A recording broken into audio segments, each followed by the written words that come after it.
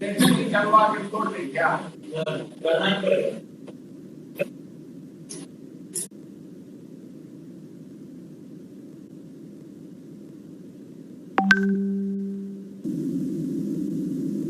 करवा के छोड़ दे क्या करना ही पड़ेगा।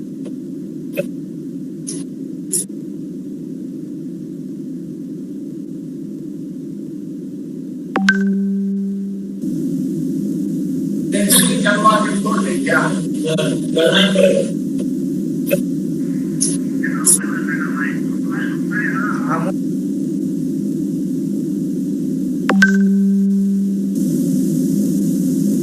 करवा के छोड़ दे क्या करना ही पड़ेगा।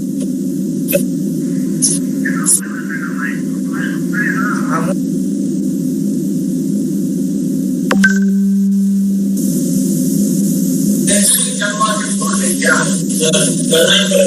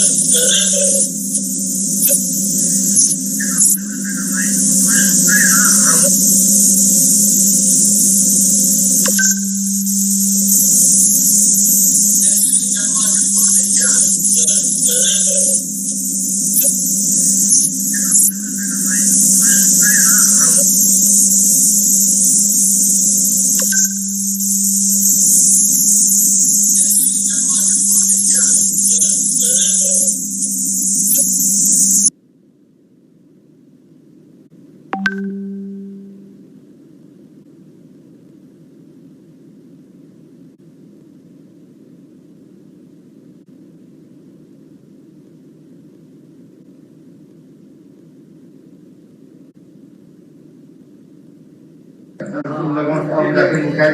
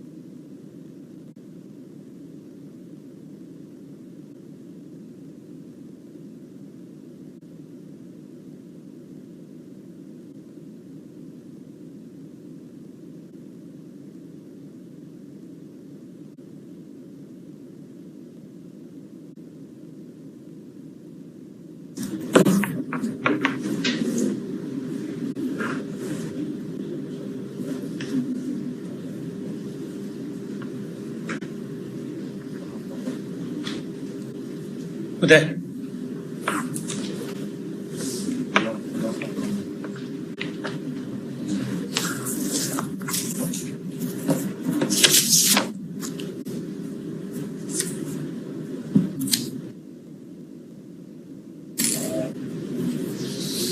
कोरोना उन्मूलन राज्य में कोरोना उन्मूलन के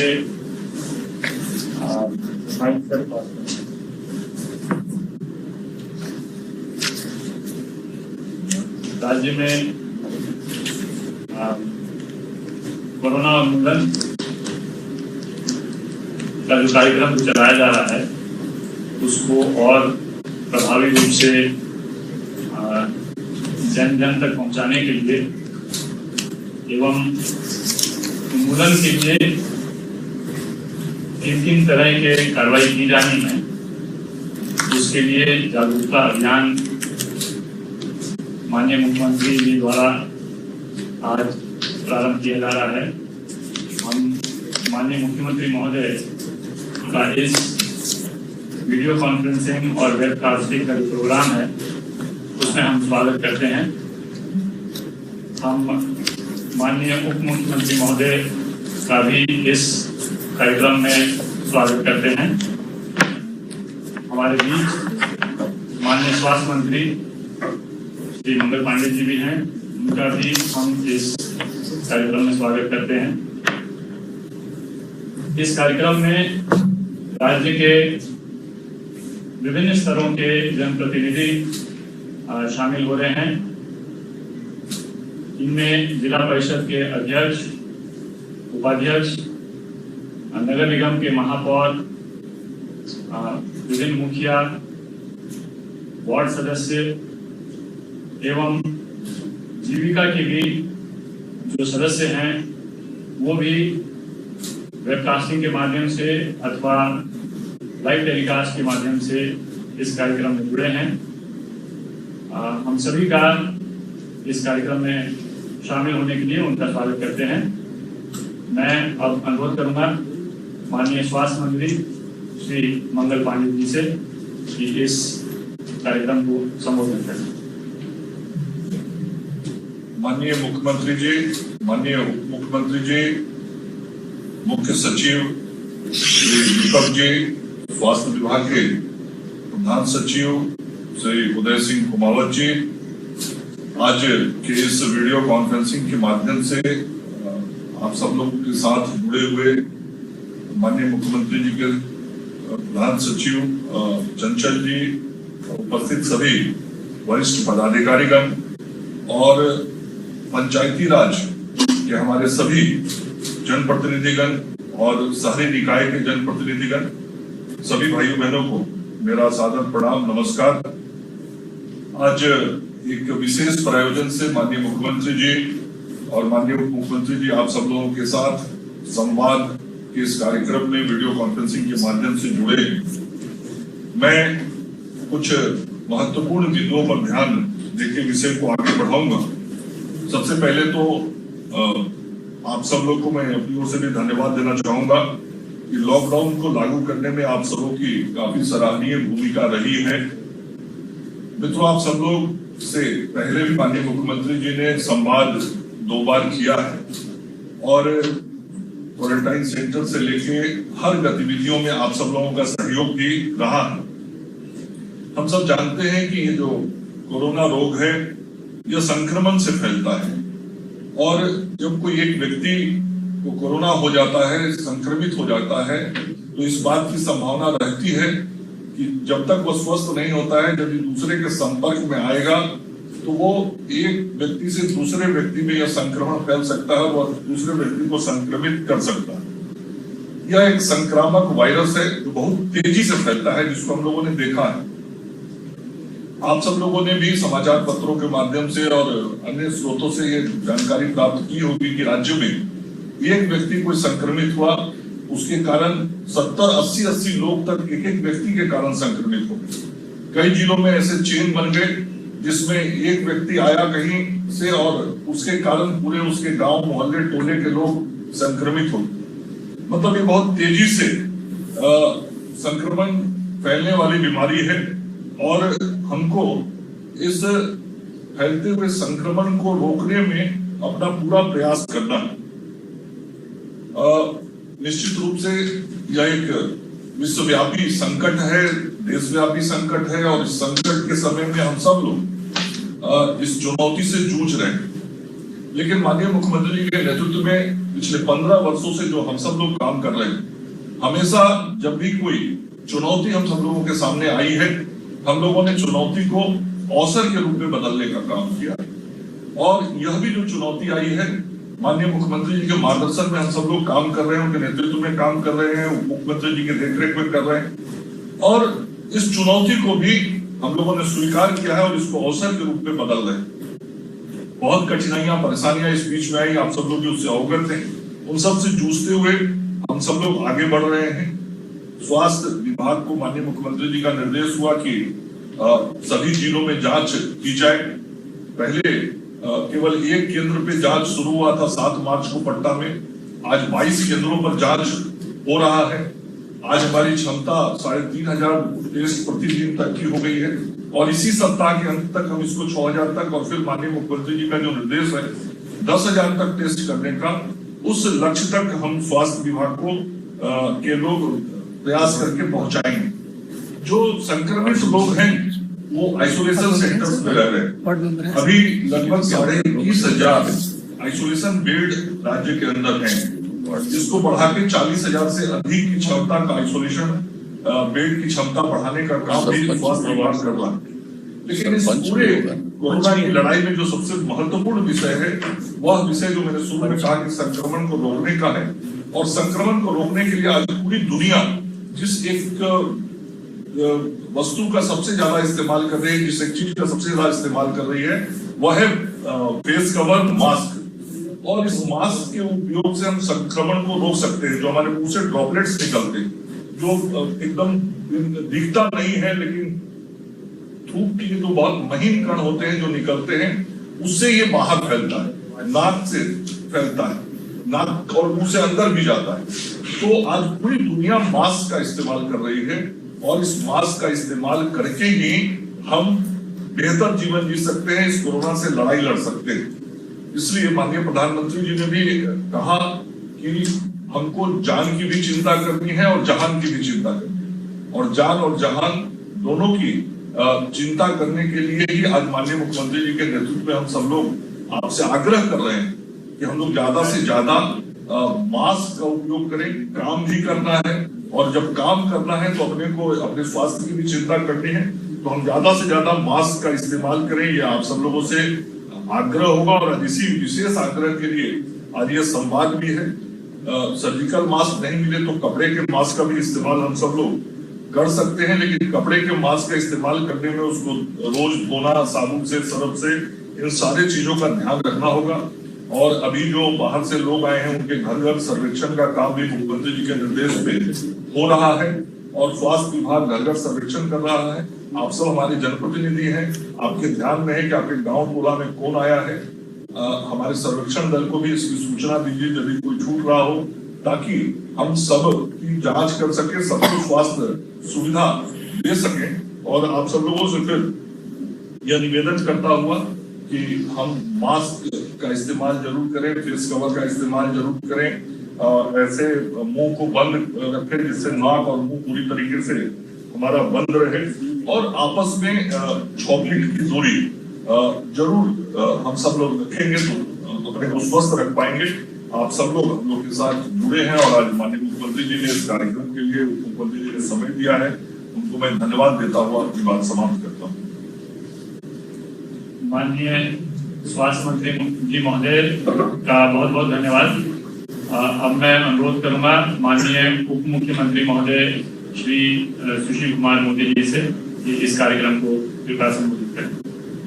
माननीय मुख्यमंत्री जी, माननीय स्वास्थ्य मंत्री जी, मुख्य सचिव महोदय, बिहार सरकार के सभी वरिष्ठ अधिकारीगण और इस वीडियो कॉन्फ्रेंसिंग के माध्यम से जुड़े हुए नगर निकाय, पंचायती राज संस्थान के प्रतिनिधिगण, अन्य मित्रों, बहनों और भाइयों, मित्रों, मनुष्य जाति के इतिहास में इतना बड़ा संकट कभी नहीं आया था। कहते हैं कि 102 साल पहले से मिलता जुलता स्पेनिश फ्लू आया था, जिससे भारत में 1.5 करोड़ लोगों की मृत्यु हो गई थी। मित्रों, मैं आदरणीय प्रधानमंत्री जी और माननीय मुख्यमंत्री जी को धन्यवाद देना चाहूंगा, जिन्होंने समय रहते लॉकडाउन का ऐलान कर दिया। और बिहार ने तो पहले ही लॉकडाउन का ऐलान कर दिया था, और आज उसी का परिणाम है कि लाखों लोगों को मरने से बचा पाए हैं। जहां अमेरिका जैसे संपन्न देश में अभी तक 1 लाख से ज्यादा लोगों की मृत्यु हो चुकी है, भारत में भी लगभग 5,829 लोगों की मृत्यु हो चुकी है। लेकिन बिहार के अंदर 24 लोगों की मृत्यु हुई है, जबकि महाराष्ट्र जैसे प्रदेश के अंदर 2,500 लोग मर चुके हैं। गुजरात में भी आंकड़ा करीब 1,092 है। उसके मित्रों, आप सभी लोगों के प्रयास से इस संक्रमण की गति को हम लोग रोकने में सफल हुए हैं।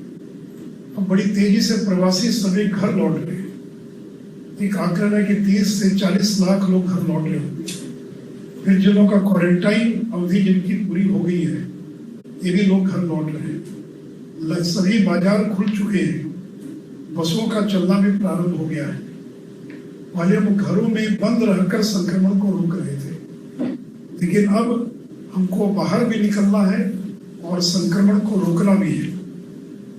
और मित्रों, लोग कहते हैं कि ये कोरोना लंबे समय तक चलने वाला है, इसलिए कोरोना से डरना नहीं है, बल्कि कोरोना से सतर्क रहना है, सावधान रहना है।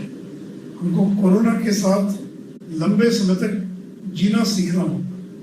जैसे HIV, AIDS, TB, smallpox, इनके साथ हम जी रहे हैं, और साथ ही साथ ये जो अब इस संक्रमण को रोकने का जो बाहर निकल रहे हैं, दूसरी न तो इसकी कोई दवा है और न कोई इसका टीका है। इसकी एक ही दवा है, चेहरे पर मास्क लगाना, चेहरे पर गमछी तौलिया लगाना, यही इसकी एकमात्र दवा है। इसे 2 गज की दूरी बनाकर रखना, चेहरे पर मास्क लगाना और स्वच्छता का ध्यान रखना। और जैसा भी मेरे पूर्व के माननीय स्वास्थ्य मंत्री जी ने बताया, मैं उसको केवल एक मिनट में बताना चाहूंगा कि हम मास्क क्यों लगाते हैं। जब हम छींकते हैं, जब खांसते हैं, हमारे मुंह से या नाक से जो छींक से जो छींटा निकलता है, अगर कोई व्यक्ति नजदीक होगा तो छींटा उस पर गिर सकता है और यही संक्रमण का कारण बन सकता है। तो जब आप दूरी बना के रखते हैं तो छींकने या खांसने से जो कण निकलते हैं वो दूसरे आदमी तक नहीं पहुंच पाते। इसे 2 गज की दूरी जरूरी है। और चेहरे पर मास्क लगाना इसलिए कि अगर कुछ उससे कम दूरी भी है तो वह आपके भीतर न जा सके। तो इसलिए मित्रों, मास्क लगाने का दो फायदा है, हम खुद को भी बचाते हैं और दूसरों को भी बचाते हैं। यानी हम लगाएंगे तो हम दूसरों को संक्रमित नहीं करेंगे, और अगर हम लगाएंगे तो दूसरे अगर कोई संक्रमित है तो मास्क जो है वो हमको बचाएगा। और इसलिए मैं सभी लोगों से यही अपील करूंगा कि अब ज्यादा बड़ी चुनौती है हमारे सामने, लॉकडाउन से ज्यादा बड़ी चुनौती है अनलॉकडाउन की। इसलिए हमको पहले था स्टे हो, घर में रहिए, अब है स्टे अलर्ट, सतर्क रहिए और सावधान रहिए। इससे मित्रों, और जैसा अभी मुख्यमंत्री जी ने आपको बताएंगे, आपको पहले भी मालूम है कि पंचायत वित्त आयोग के अनुदान की राशि जो गई है पंचायतों में, उससे प्रत्येक घर में 4 मास्क उपलब्ध कराना है। साथ ही साथ राज्य स्वास्थ्य समिति के द्वारा प्रत्येक पंचायत को 5,000 रुपया और ब्लीचिंग पाउडर छिड़काव करने के लिए भी पहले से उपलब्ध कराया गया। मित्रों, मैं आप सभी लोगों से यही अपील और आग्रह करूंगा, इस चुनौती का हमको मुकाबला करना है। और मुझे पूरा विश्वास है कि जिस तरह से अभी तक हम लोगों ने संक्रमण को सीमित करके रखा है, उसी प्रकार आगे आने वाले दिनों में लॉकडाउन के बावजूद हम संक्रमण को मास्क लगाकर, हाथ धोकर और दूरी बनाए रखकर हम उसको रोकने में सफल होंगे। इन्हीं शब्दों के साथ फिर से एक बार ये विश्वास प्रकट करता हुआ कि बिहार कोरोना जीतेगा, बिहार अवश्य कोरोना जीतेगा। धन्यवाद। माननीय उप मुख्यमंत्री महोदय श्री सुशील कुमार मोदी जी का बहुत बहुत धन्यवाद। अब हम माननीय मुख्यमंत्री महोदय श्री नीतीश कुमार जी से अनुरोध करेंगे कि इस कार्यक्रम को कृपया संबोधित करें। आज के इस वीडियो कॉन्फ्रेंसिंग में उपस्थित माननीय उप मुख्यमंत्री बिहार श्री सुशील कुमार मोदी जी, माननीय स्वास्थ्य मंत्री श्री मंगल पांडे जी, बिहार सरकार के मुख्य सचिव श्री दीपक कुमार जी, मुख्यमंत्री के प्रधान सचिव श्री चंचल कुमार जी, स्वास्थ्य विभाग के प्रधान सचिव श्री उदय सिंह कुमावत जी, यहाँ उपस्थित स्वास्थ्य विभाग के सचिव लोकेश कुमार सिंह जी, यहाँ उपस्थित अन्य अधिकारीगण मनीष कुमार वर्मा जी, अनुपम कुमार जी, गोपाल सिंह जी, और इस कार्यक्रम में जो वीडियो कॉन्फ्रेंसिंग के माध्यम से जुड़े हुए व्यक्ति उपस्थित हैं, जिला परिषद के अध्यक्षगण, सदस्यगण, सभी प्रमुखगण, पंचायत समिति के सदस्यगण, मुखियागण, वार्ड सदस्यगण, सभी सरपंच, पंचगण, जीविका की दीदियां,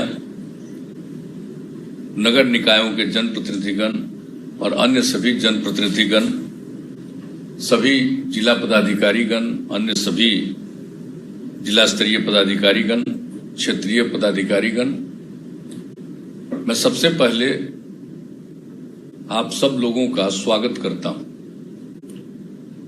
आज के इस वीडियो कॉन्फ्रेंसिंग में, जिसका मकसद है कि आज जो ये कोरोना वायरस के चलते जो स्थिति उत्पन्न हुई है, उसके संबंध में आगे हम लोगों को बहुत ही सचेत और सजग रहना है। उस सिलसिले में यह एक आयोजित किया गया है यह कार्यक्रम। इसके पहले भी कार्यक्रम कई प्रकार के आयोजित हुए हैं और हर स्तर पर हम लोगों ने पूरी स्थिति की समीक्षा की है, लोगों से बातचीत भी की है। अभी जो कुछ भी जितना क्वारंटाइन सेंटर वगैरह है, उसमें भी जो रहने वाले लोगों के साथ भी हमने बातचीत की और क्वारंटाइन सेंटर को देखा। हर जिले के कम से कम 2-2 क्वारंटाइन सेंटर को हमने देखा और 3 दिन लगातार हम इस काम में लगे रहे। क्वारंटाइन सेंटर में कहाँ है, कैसे लोगों को रखा जा रहा है, कहाँ उनके भोजन का इंतजाम है, कहाँ उनके शौचालय का इंतजाम है और उनके हेल्थ केयर का, उनके स्वास्थ्य के लिए कहाँ पर देखने वाले लोग बैठे हैं, एक एक चीज। और उन लोगों के साथ भी हमने बातचीत की। और आप जानते हैं कि जैसा भी माननीय उप मुख्यमंत्री जी ने भी बताया और स्वास्थ्य मंत्री जी ने भी बता दिया, आप सब लोगों को मालूम है जब इसके बारे में चर्चा शुरू हुई तो ये चर्चा तो आई है पूरे तौर पर ये मार्च महीने से शुरू हुई।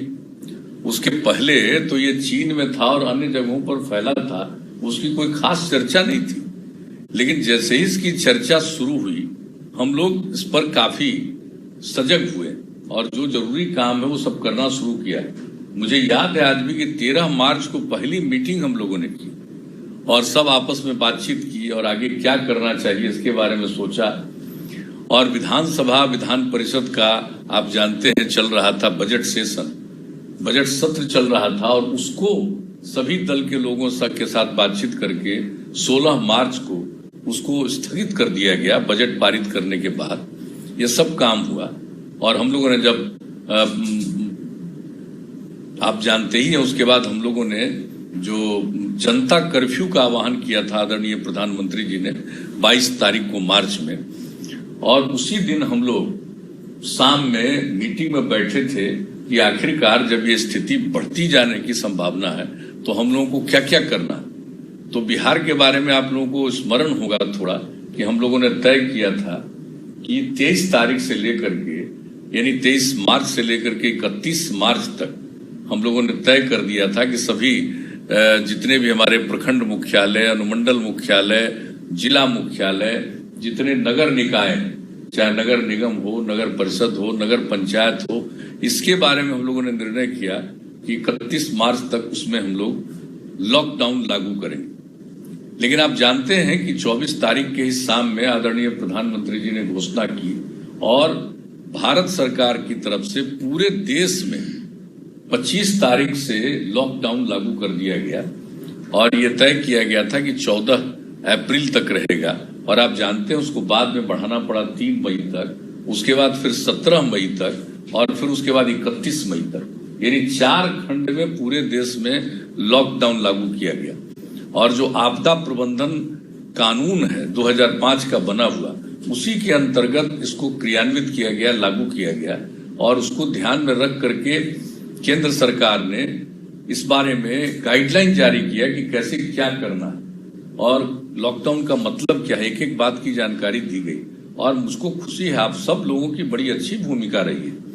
हमने देखा है एक एक चीज की समीक्षा हर दिन हम लोग बातचीत करते रहे और नियमित तौर पर हम लोग मीटिंग करते रहे हैं और जिला के स्तर पर समीक्षा के लिए हम डीएम, एसपी, जो हमारे जितने लोग अन्य अधिकारीगण हैं, कमिश्नर हैं, सब हैं, तो सब लोगों के साथ, पुलिस अधिकारियों के साथ हम लोग बातचीत करते रहे हैं और हर स्तर पर और यहाँ पर मुख्य सचिव के स्तर पर प्रतिदिन ये बातचीत होती रही है।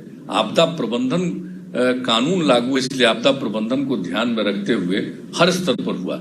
लेकिन जो मुझे मालूम हुआ और जो कुछ भी हम लोगों ने देखा, एक एक चीज का जो विश्लेषण करते थे हम लोग कि कहाँ क्या हो रहा और उसके बारे में लोगों में जागरूकता ला रहे थे, ये पता चल रहा था कि भाई अपने यहाँ लोगों में बड़ी जागृति थी, गांव में रहने वाले लोगों में जागृति और जितने भी हमारे जनप्रतिनिधि हैं सब में जागृति। आप सब लोगों ने मेहनत किया है, कोई मामूली काम नहीं किया, इसलिए हम आपको बधाई देते हैं। और आप जानते हैं कि हमारे जो भी गांव में रहने वाले लोग थे उनको भी पता था कि भाई इसके लिए जरूरत इस बात की है कि बाहर से लोग नहीं आवे। और जब ये लॉकडाउन लागू हुआ था पूरे देश में तो उसमें तो नियम ही बना हुआ था कि बाहर से लोग नहीं आएंगे, यानी एक राज्य से दूसरे राज्य में नहीं जाएंगे और राज्य के अंदर भी एक जिले से दूसरे जिले में नहीं जाएंगे। खास करके अगर स्वास्थ्य से संबंधित मेडिकल कोई आधार है या अन्य प्रकार से, जैसे तुरंत हम लोगों ने इसकी अनुमति प्रदान की थी खेती के लिए और उसके बाद जो जरूरत है लोगों को खाने का सामान खरीदना है, सब्जियां हैं, इन सब चीजों के लिए शुरुआत तो शुरू में कर दिया गया था ताकि लोगों को किसी प्रकार की दिक्कत ना आए। लेकिन लोगों को ये बताया गया कि भाई आप लोग घर में रहिए, जरूरत पड़ने पर इन सब कामों के लिए कोई गया तो ये बात हुई। और ये मास्क की बात उसी समय आ गई और मास्क के बारे में तो हमारा अनुभव है, जब 16 तारीख को विधानसभा और विधान परिषद को स्थगित किया गया तो उस समय जो डॉक्टर्स लोगों की सलाह थी वो सलाह थी कि जो अगर बीमार है उसको मास्क पहनना है और जो इलाज करने में डॉक्टर है, अन्य लोग हैं, उनको मास्क पहनना है, बाकी को मास्क नहीं पहनना है। तो ये हम लोग सब जान रहे थे, उस समय कह रहे थे, लेकिन बाद में पता चला कि नहीं साहब, मास्क पहनना लोगों की रक्षा के लिए जरूरी है। तो ये बाद में शुरू हुआ। और आप जानते हैं कि मास्क शुरू में मिल नहीं रहा था, तो हम लोगों ने जीविका समूह को और अन्य प्रकार से कहा कि इसका मास्क का निर्माण किया जाए। अब वो ऐसी स्थिति नहीं है, अब सब जगह, अब बड़े पैमाने पर जीविका समूह को भी इस बात के लिए हम धन्यवाद देते हैं कि उन लोगों ने इस मास्क का काम किया। और जो हमने देखा है अनेक जगहों पर, जो हम क्वारंटाइन सेंटर को देख रहे थे, वहां पर भी हमने देखा कि उसमें रहने वाले लोग भी मास्क का निर्माण कर रहे, कई महिलाओं को हमने देखा। तो ये सब काम हो रहा है। और हम लोगों ने तय भी कर दिया कि हर गांव में प्रत्येक परिवार 4 मास्क और साबुन हम लोग उपलब्ध कराएंगे। तो ये काम शुरू हो गया है और बड़े पैमाने पर उपलब्ध हो गया और धीरे धीरे इस काम को पूरे तौर पर किया जा रहा है। कहिएगा तो हम तो पूरा फिगर बता देंगे कितने लोगों का वितरण हो गया और कितने लोगों का वितरण जारी। तो ये काम तो है, सबको मिलेगा। इसके बाद हमने यह भी कहा कि भाई ये गांव में तो हम लोगों ने कर दिया, अब शहरों में भी इस बात की जरूरत है कि वहां पर भी जो गरीब लोग हैं उन लोगों को भी ये मास्क का वितरण किया जाए। अब सब पर काम शुरू हो गया है, तो मास्क का वितरण। और अभी जो सबसे ज्यादा जागृति की जरूरत है वह है मास्क का पहनना। अगर आप अकेले हैं तो कोई बात नहीं, लेकिन जैसे ही आप निकल रहे हैं, और आप जानते हैं अब लॉकडाउन खत्म हो गया, अब लॉकडाउन सीमित रखा गया। कहां सीमित रखा गया है? तो वैसी जगहों पर रख दिया गया है हम लोगों को लॉकडाउन, जहां पर अब जैसे क्वारंटाइन सेंटर है, आप तो जान रहे हैं। तो क्वारंटाइन सेंटर में किन को रखा गया? क्वारंटाइन सेंटर में रखा गया है जो बाहर से हमारे लोग आ रहे हैं, उन लोगों को रखा गया। और खास करके उन जगहों से जो आए जहां पर काफी एक तरह से कहिए रेड जोन है, बड़े पैमाने पर वहां सब कुछ है, वहां से जो आए हैं उनको क्वारंटाइन सेंटर में रखा जा रहा है। जो प्रखंड स्तर पर, पंचायत स्तर पर और अन्य स्तर पर जो क्वारंटाइन सेंटर का निर्माण किया गया वहां पर लोगों को रखा जा रहा है। और बाकी जगहों से जो लोग आ रहे हैं उनको सलाह दिया जा रहा है कि आप होम क्वारंटाइन में रहिए। और किस प्रकार से जो लोग भी रह रहे हैं उनकी जांच करवाई जाती है, हर तरह से उनको देखा जाता है, नजर रखा जाता है कि कहीं इनमें कोई लक्षण आया तो इसका जांच कराएंगे। वैसे कुछ जगहों पर सिंबॉलिक जांच भी करते रहते हैं। और दूसरी बात है, होम क्वारंटाइन में जो लोग हैं, जो रखे घर में हैं, उनके लिए भी हम लोगों ने इंतजाम किया है कि भाई जैसे पल्स पोलियो अभियान के तर्ज पर 1 राउंड हम लोगों ने करवाया, अब उससे भी ज्यादा बेहतर ढंग से हम लोग ये कोशिश कर रहे हैं कि निरंतर जो होम क्वारंटाइन में उनको देखना, अगर किसी प्रकार का लक्षण कुछ मिले तो उस आधार पर उनको उनकी जांच करवाना। तो ये काम किया जा रहा ताकि लोगों को सुरक्षित रखा जाए। आप जानते हैं क्वारंटाइन सेंटर में भी बहुत लोगों की जांच होती है तो उसमें पॉजिटिव निकल आता है। तो ये तो कुछ भी हो सकता है। और कभी कभी आदमी को ये पता नहीं रहता है, कुछ भी दिखता भी नहीं है कोई लक्षण, लेकिन पॉजिटिव निकल जाता है। और बहुत लोगों को जब कुछ पॉजिटिव उसका निकलता है तो उसमें कुछ दिखाई पड़ता है कि उनको बुखार वगैरह हो गया या अन्य प्रकार की बीमारियां हुई। तो ये जो देखा गया है, अब जो लोग भी इस प्रकार के हैं उनको कहां रखा जाएगा?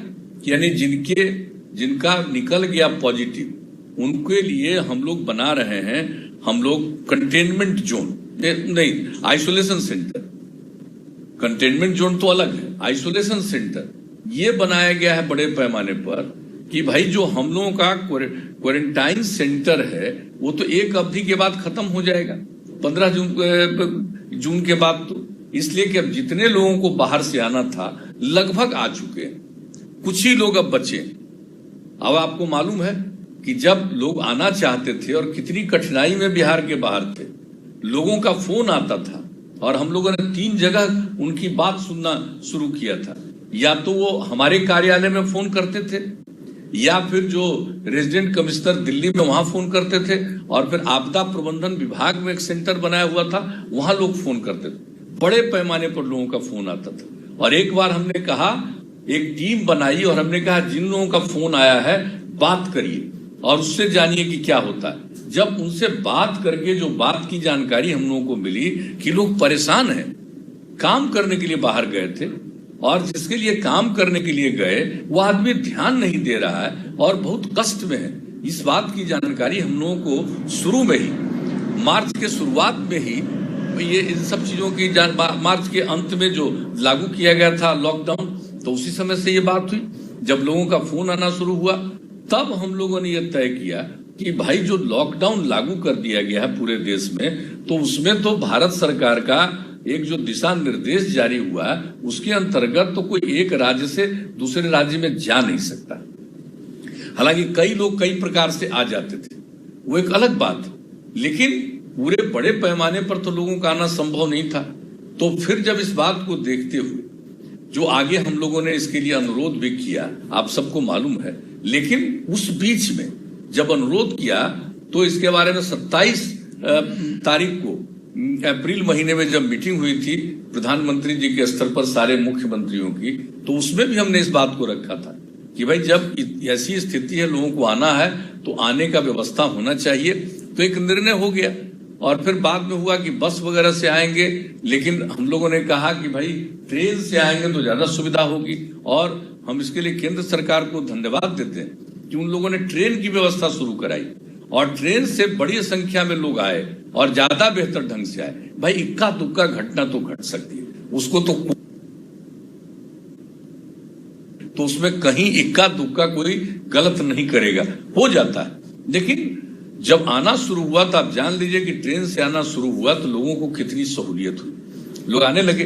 लेकिन जो हम बात कहना चाहते हैं, जो लोगों का फोन आ रहा था, तो फोन को सुनने के बाद और जो पूरी चीजों की जानकारी मिली, तो वहां के सरकार को भी हम लोग अनुरोध किया कि भाई आपके यहाँ हैं, इन लोगों का पर ध्यान रखिए। और हम लोगों ने क्या किया, हम लोगों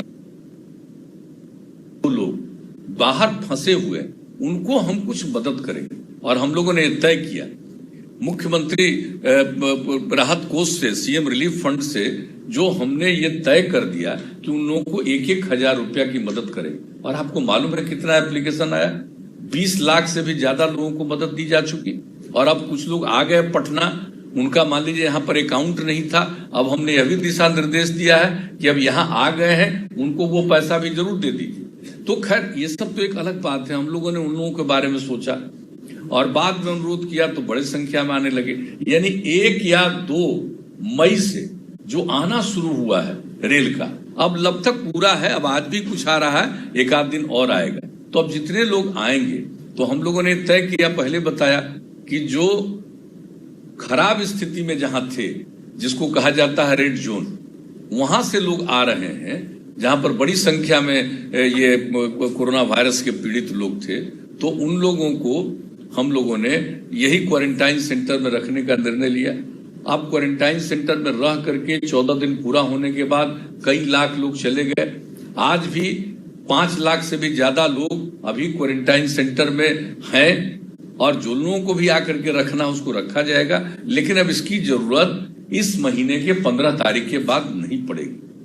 लेकिन हम लोगों ने क्या तय किया, हम लोगों ने तय किया है कि भाई लोग आ जाएंगे, इसके बाद भी कुछ दिन के बाद पता चला कि इनको कुछ पॉजिटिव निकल गया कोरोना वायरस का, तो वैसी स्थिति में उनको रखना पड़ेगा आइसोलेशन सेंटर में।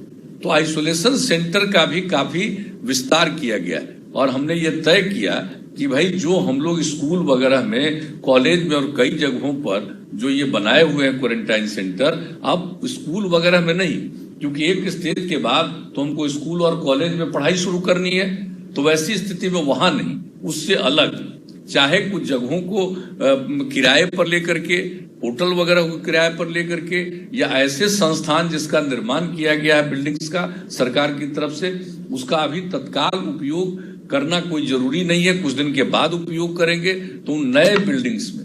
तो कुल मिलाकर के ये सब काम किया जा रहा है ताकि लोगों को आइसोलेशन सेंटर बना करके वैसी जगहों पर रख दिया जाए। तो ये भी हम लोगों ने तय कर दिया है, और आप जानते हैं कि उसमें लोग रहेंगे, और आप अच्छी तरह जान रहे हैं कि कितने जगह पर कि ये जो हम लोगों ने आइसोलेशन सेंटर जो संचालित किया है, अभी उसमें 13,796 बेड की व्यवस्था है।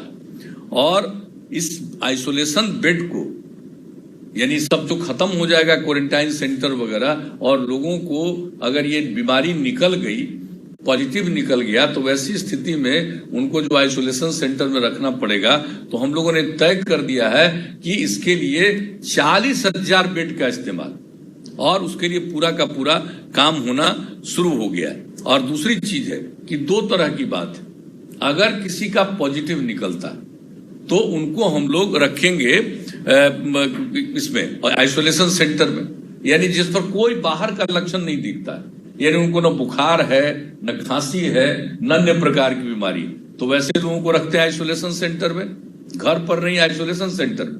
और अगर उनमें किसी प्रकार का बुखार है, कुछ भी है, तो उसको वहां से लेकर के लिया जाता है और अनुमंडल स्तर पर, सब डिवीजन के स्तर पर बना हुआ है कोविड हेल्थ सेंटर, और इसमें 3,811 बेड की व्यवस्था की गई, वहां उनको ले जाया जाएगा।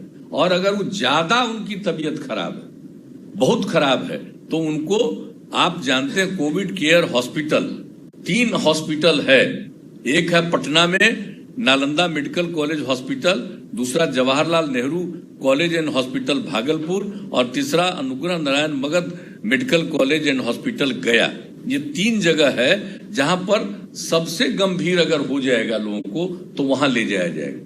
यानी अगर किसी का पॉजिटिव निकला तो आइसोलेशन सेंटर में, अगर उनमें कुछ लग गया कि बुखार वगैरह है तब उनको ले जा करके प्रखंड अनुमंडल स्तर के कोविड हेल्थ सेंटर में, और ज्यादा बीमारी होगी तो ये 3 अस्पताल में। और जान लीजिए कि तीनों हॉस्पिटल में मरीजों के लिए कुल 2,344 बेड की व्यवस्था की गई।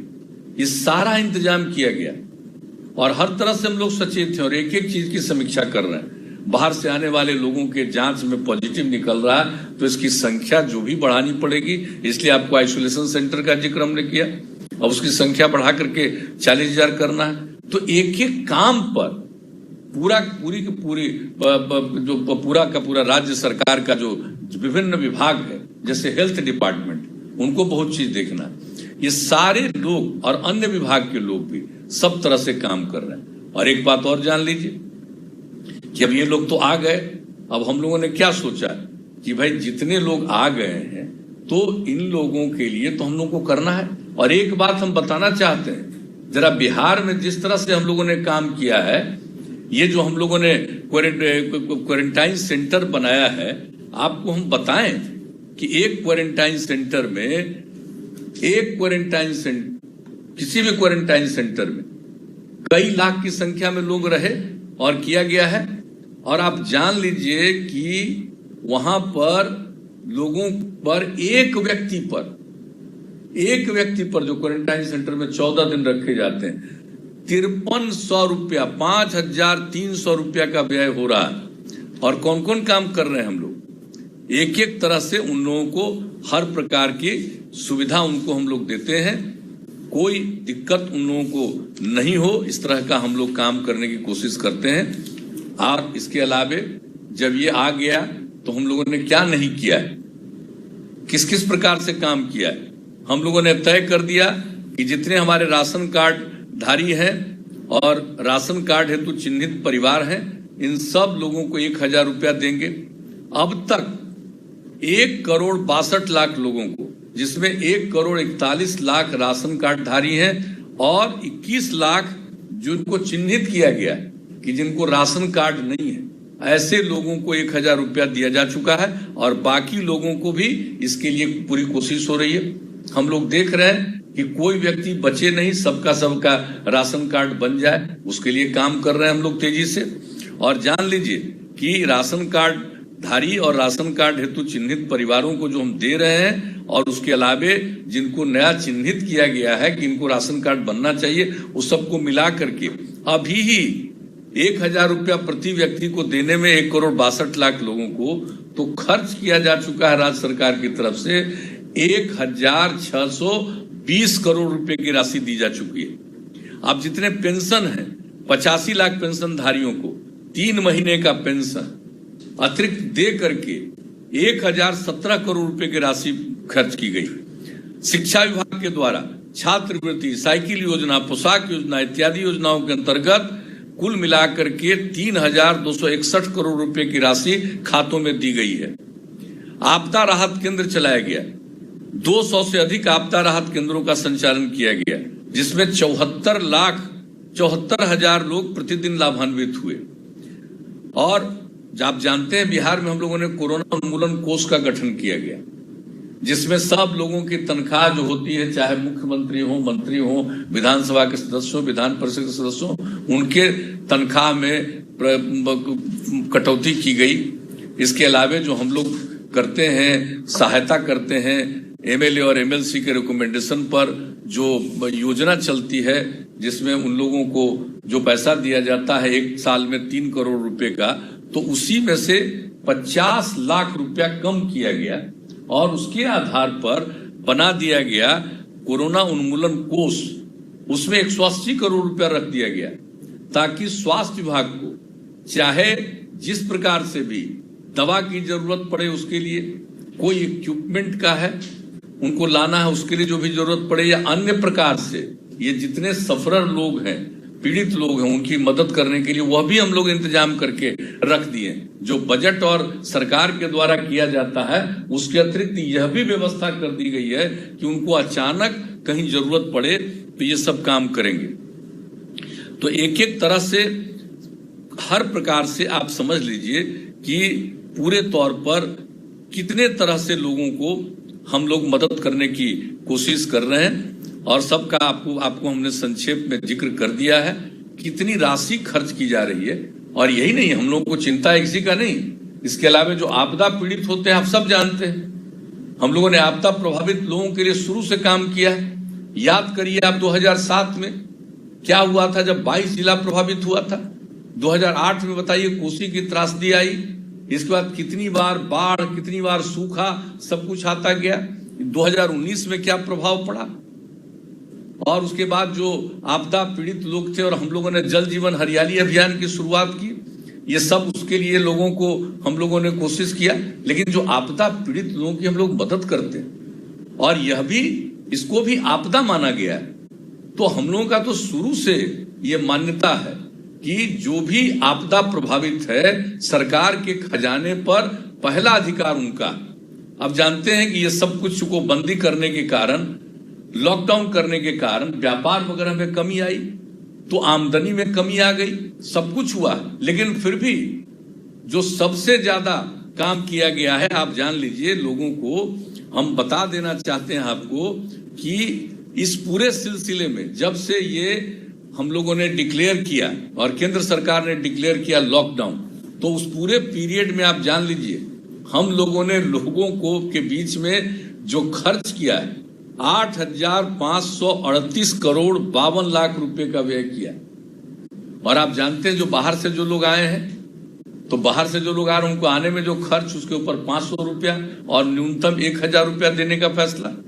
तो एक एक तरह से हम लोगों ने एक एक काम किया है कि किस तरह से लोगों को कितनी दिक्कतें होती है और कैसे हम लोग लोगों को सहायता देना चाहते हैं। तो इसी प्रकार से आप जान लीजिए इस बार क्या हुआ, फरवरी में पानी पड़ा, फिर मार्च महीने में 3 बार पानी पड़ा 3-3 दिन, फिर अप्रैल महीने में। तो इस सब चीजों को देखते हुए हम लोगों ने सरकार की तरफ से तीनों मिला करके, पहला में हम लोगों ने 60 करोड़ दिया, दूसरे में 518 करोड़ रुपया दिया, यानी अप्रैल इसके मार्च वाले में जो पीड़ित हुआ इलाका, और तीसरा जो अप्रैल में पीड़ित हुआ उसको लगभग 152 करोड़ रुपया।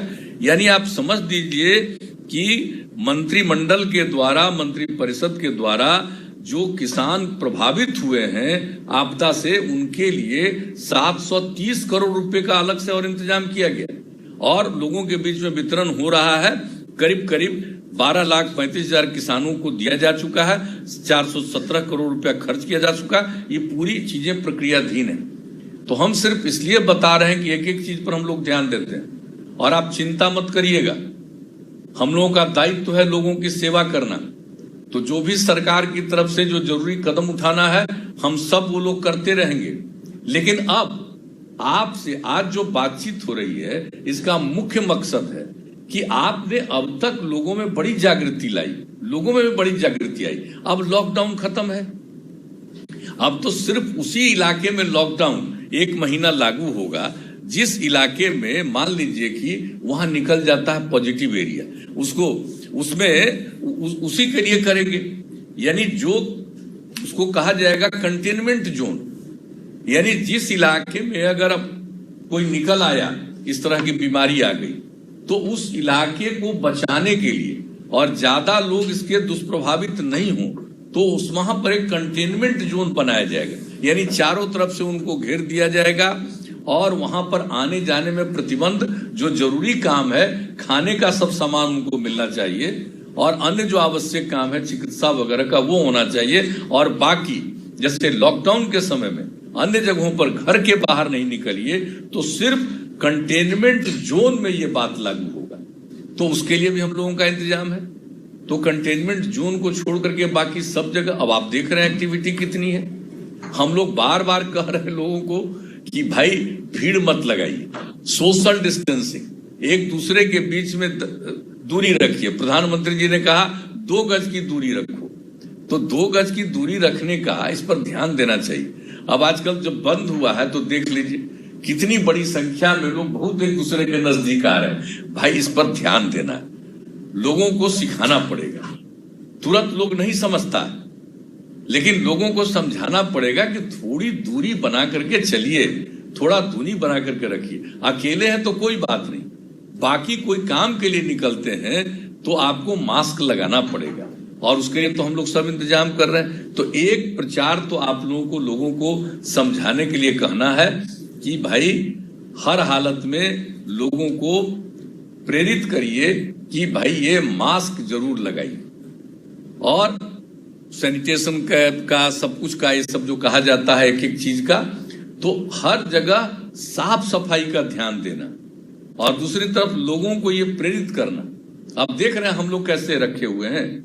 अब जैसे ही कुछ होगा, अभी बोल रहे हैं तो कोई बात नहीं, ऐसे करेंगे तो तुरंत ये देखिए, तो इससे भी होगा। और दूसरा जो मास्क पहनने का कई तरीका है, अभी बता रहे थे हमारे स्वास्थ्य मंत्री जी, तो मास्क का प्रयोग करना जरूर चाहिए। ये लोगों को प्रेरित करिए, हम इन लोगों को कहेंगे।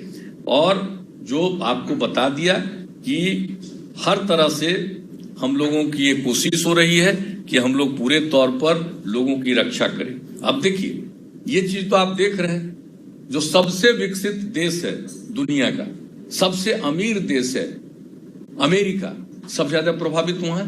शुरू कहां से हुआ? चीन से। अब कई प्रकार से लोगों ने किया। अभी ठीक बता रहे थे हमारे मुख्यमंत्री जी और स्वास्थ्य मंत्री जी, आप लोगों को बता रहे थे। एक बात जान लीजिए, दूसरे देशों में जो पश्चिमी देश है वहां पर ये नहीं प्रचलित था, लेकिन जो पूर्वी देश हैं जापान वगैरह, उसमें मास्क पहनने की प्रक्रिया पहले से, आमतौर पर जो कोई निकलते हैं बीमार, और वहां पर सबसे कम असर पड़ा। तो अब मिला जुला करके जो इसके विशेषज्ञ हैं वो ये सलाह दे रहे हैं मास्क के बारे में। तो हम लोगों को प्रेरित करना है मास्क के लिए। और दूसरी बात है कि हर तरह से ध्यान देना है, अगर थोड़ा भी किसी की तबीयत खराब है तो उन सब लोगों पर नजर रखनी है। तो जितने जनप्रतिनिधिगण है अगर देखे रहेंगे, हमारे यहाँ तो वैसे हम देख रहे हैं कि लोगों को काफी जागृति रही है, लेकिन जागृति तो है, लेकिन लोगों को जो अभी हम देख रहे हैं 2-3 दिन से जितनी भीड़ हो रही है, और 50-60% लोगों का ही मुझे कल आंकड़ा मिला है कि लोग मास्क पहने हुए, तो वो करना चाहिए और इससे बचने के लिए जरूरी है। और एक बात हम बता देते हैं, अभी हम लोगों के बिहार की स्थिति बेहतर है। अब एक जो पूरे विश्व में ये महामारी बन चुका है, अब तक विश्व के 215 देशों के 64,52,400 लोग संक्रमित हो चुके हैं और 3,82,480 लोगों की मृत्यु हो चुकी है पूरे दुनिया में। अब भारत में, अपने देश में अब तक 2,07,615 लोग प्रभावित हुए हैं और अब तक इसमें से 5,815 लोगों की मृत्यु हुई है।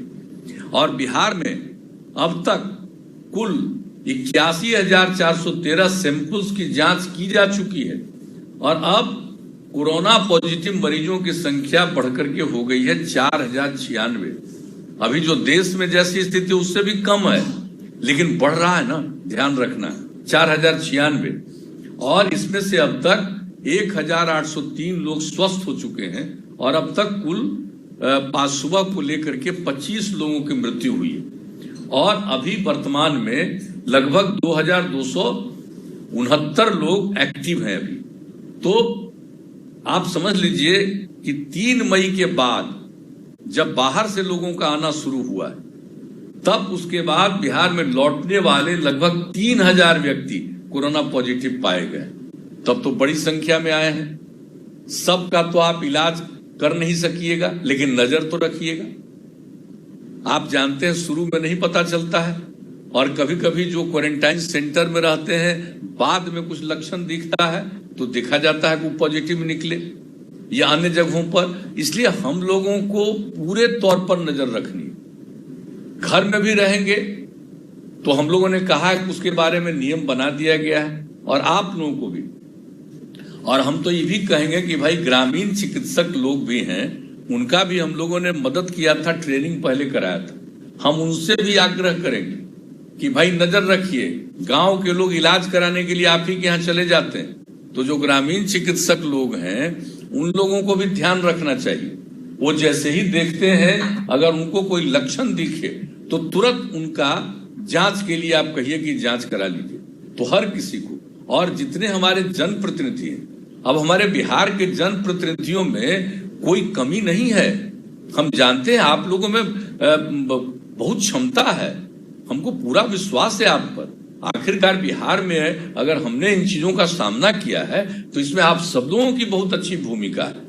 आपने भी इसके लिए जो काम किया उसी के चलते बिहार कम से कम प्रभावित रहा है। लेकिन आगे भी हम प्रभावित न हो, इसके लिए आवश्यक है आपको जागरूक रहना, आपको सजग रहना और लोगों को बताना है भाई डरो मत। ये तो आ गया है दुनिया भर में, डरने की कोई जरूरत नहीं है। सचेत रहना है, सजग रहना है। और सचेत और सजग रहने में क्या है भाई, कि अगर किसी प्रकार की भी उसको लक्षण मिलता है तो उसकी जांच करा लेना चाहिए। अन्य प्रकार की एक बात का ध्यान रखिए, हम लोगों को रखना है, वो ये है कि ये जो होता है ये संक्रमण, तो आप देखिएगा कि इसमें देखा जाता है कि बहुत लोगों का होता है, पॉजिटिव निकल आता है, कुछ पता नहीं चलता। जिनको बताया गया आपको कि हम लोगों ने आइसोलेशन सेंटर में उनको रखा और उनको कुछ नहीं पता चलता और अपने आप ठीक हो जाते हैं। लेकिन जो देखा ये जा रहा है कि अगर कोई स्वस्थ है तो उसको अगर हुआ भी तो जल्दी से जल्दी वो ठीक हो जाता है। लेकिन उसके चलते अगर कोई अस्वस्थ लोग सामने आ गया, उम्र वाले लोग आ गए, 65 साल से अधिक उम्र वाले, या मान लीजिए कि गर्भवती महिला है, या 10 साल से कम उम्र के बच्चे हैं, बच्चियां हैं, या अन्य प्रकार की बीमारियों से ग्रस्त हैं, ये 4, इसका ध्यान रखना है। यानी 65 साल से अधिक उम्र वाले, जो गर्भवती महिलाएं हैं वो, और जो 10 साल से कम उम्र के बच्चे और बच्चियां हैं, और किसी अन्य प्रकार की बीमारी से ग्रस्त हैं, इन पर खतरा ज्यादा है। इसलिए इनको हम लोगों को रखना है सुरक्षित और ये लोगों को बताना है। तो ये जो अवेयरनेस, जागृति है जिसके चलते आज की मीटिंग है, वो यही है कि आप इन बातों को समझ करके लोगों को जरूर जागरूक करते रहिएगा। नहीं तो बहुत लोगों को लगता है एक स्टेज के बाद लगेगा हम तो बिल्कुल ठीक ठाक है। अरे बिल्कुल ठीक ठाक है, ठीक ठाक रहिएगा। और हम लोगों की प्रार्थना है कि सब स्वस्थ रहें। लेकिन कुछ लोगों का अस्वस्थ होना, कुछ लोगों का गुजर जाना, ये तो कोई रोक नहीं सकता। लेकिन जागृति रहेगी तो अकारण किसी को नुकसान नहीं पहुंचेगा। इसलिए आज की ये बैठक है, मुझे बड़ी खुशी हुई। और आप लोगों को से हम यही निवेदन करेंगे कि इसी प्रकार से लोगों के बीच में जागृति रखिएगा। और जो 2-3 बातों की चर्चा हम लोगों ने की उस बात पर ध्यान रखिएगा। और कहीं जरा सा भी जिसके चेहरे से आपको लगे कि इसमें अस्वस्थता है तो उसकी जांच जरूर होनी चाहिए। और हम लोग, आप जान लीजिए, अब जांच का ही नहीं, इसके प्रतिदिन की व्यवस्था बहुत ज्यादा हम लोगों ने करवा दी है। और हम लोगों का लक्ष्य है प्रतिदिन जांच का 10,000 लोगों का। ताकि लोगों को किसी प्रकार की दिक्कत नहीं। और जब जांच हो जाएगी तो उस पर सारी कार्रवाई आगे की हो सकती है। और अन्य प्रकार से भी अस्वस्थ लोग, अब लॉकडाउन खत्म हुआ और अस्पताल वगैरह की शुरुआत की जा रही है, तो एक जागृति यह भी है कि जिनको किसी अन्य प्रकार की बीमारी है तो उनको भी इलाज वगैरह जरूर करवाइए। इसलिए ग्रामीण क्षेत्रों में जो ग्रामीण चिकित्सक हैं उनसे हम विशेष आग्रह आज कर रहे हैं कि भाई आपके यहाँ तो गांव का लोग चला जाता है, आपको डिग्री नहीं है, लेकिन लोग आप पर भरोसा करता है, आपके यहाँ चला जाता है। और बीच में हम लोगों ने, राज्य सरकार ने काम किया, ट्रेनिंग भी आप लोगों की दी है, तो हम दोबारा इस बात को कहना चाहते हैं, ये आपका फर्ज बनता है, ये आपका दायित्व है। और सच पूछिए तो यह आपका धर्म है कि अगर लोग आपके पास आ रहे हैं, किसी अन्य प्रकार का लक्षण दिखता है तो उनको अन्य प्रकार का जांच भी करवाइए। और इस तरह से सब लोग सजग रहेंगे, सारे जनप्रतिनिधि, सभी सक्रिय लोग अगर सक्रिय रहेंगे तो मेरे हिसाब से ये खतरा बढ़ेगा ज्यादा नहीं, और धीरे धीरे इस खतरे से हमें मुक्ति मिलेगी। कई प्रकार के विशेषज्ञ कह रहे हैं कि ये अभी बढ़ेगा, तो अब तो कोई जानता नहीं है। अब उसके बारे में हम लोगों को कोई भयभीत होने की तो जरूरत है नहीं, सिर्फ सचेत रहना है। एवं कोई जान नहीं रहा। अब बताइए ऐसी चीज, आप बताइए पूरे दुनिया में फैल गया, तो फैल गया। और हम लोगों ने अब तक जो किया है, और आप लोगों की भी बहुत अच्छी भूमिका, हमारे जितने स्वास्थ्य से जुड़े हुए लोग हैं, डॉक्टर, चिकित्सक और दूसरे अन्य लोग, उनके साथ काम करने वाले नर्स हो या अन्य लोगों, करता हूं, मैं उनका अभिनंदन करता हूं। और इसके अलावा जो हमारे प्रशासन के लोग हैं, एक एक चीज पर ध्यान रखा, लोगों का ख्याल रखा है, पुलिस के लोगों ने भी ख्याल रखा, इन सब लोगों ने मिलकर काम किया है, ताकि जिसके चलते बिहार में प्रभाव कम पड़ा है। और अब चूंकि लॉकडाउन खत्म हो गया है, तो लॉकडाउन खत्म हो गया है भाई, तो अब जब खत्म हो गया तो अब इसके अलावे सबको सचेत भी रहना है। आखिरकार कितने दिनों तक लॉकडाउन करते और कौन कौन काम नहीं किया जा रहा है, आप जरा बताइए। हमने आपको राज्य सरकार का भी बता दिया, केंद्र सरकार के द्वारा भी क्या क्या घोषित पैकेज किया गया, लोगों की मदद की गई। प्रधानमंत्री जनधन योजना के अंतर्गत महिला खाताधारियों को 500 रुपया प्रति माह 3 महीने के लिए, प्रधानमंत्री उज्ज्वला योजना में लाभार्थियों को 3 महीने में 3 गैस सिलेंडर मुफ्त में दिया गया। राशन कार्ड धारियों को 3 महीने तक प्रति व्यक्ति 5 किलो अनाज और प्रति परिवार 1 किलो दाल मुफ्त में दिया जा रहा। केंद्रीय पेंशन योजना के अंतर्गत, जैसे हम लोगों का जो पेंशन है, केंद्रीय पेंशन योजना में सीमित लोग हैं और